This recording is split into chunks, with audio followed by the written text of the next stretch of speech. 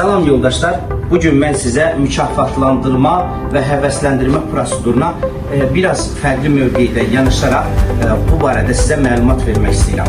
Bildiyimiz kimi sahədə işçilərə onlar daha düzgün şəkildə işləsin deyə, təhlükəsizlik qaydalarına riayət etsin deyə biz onlara sertifikatlar təqdim edirik.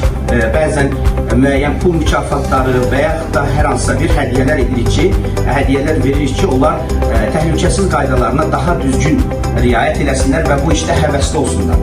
Düşünürəm ki, biz təkcə sahə işçilərinə deyil, eyni zamanda elə SƏTƏM şöbəsinin özündə işləyən, səhərdən axşamacan əziyyət çəkib, sahədə müşahidələr aparan, öz qeydlərini aparan, tövsiyələr verən SƏTƏM əməkdaşlarımızı da mükafatlandırmaq lazımdır. Yəni, onların da məhsuldarlığına diqqət yetirməyimiz lazımdır ki, onlar da diqqətdən kənarda olmasınlar. Ona görə də düşünürəm ki, SƏTƏM əməkdaşlarına da müəyyən mükafatlar, müəyyən hədiyyələr verməklə biz onları daha həvəsləndirə bilərik və onlar diqqət yetirər ki, artıq bizim rəhbərimiz və yaxud da sifarişçimiz bizə diqqət yetirir və bizə qayğı göstərirlər və biz də daha məhsuldar olmalıyıq. Ona görə də çalışaq ki, SƏTƏM əməkdaşlarını da, sahədə işləyən SƏTƏM əməkdaşlarının da məhsuldarlığını diqqət altında saxlayaq.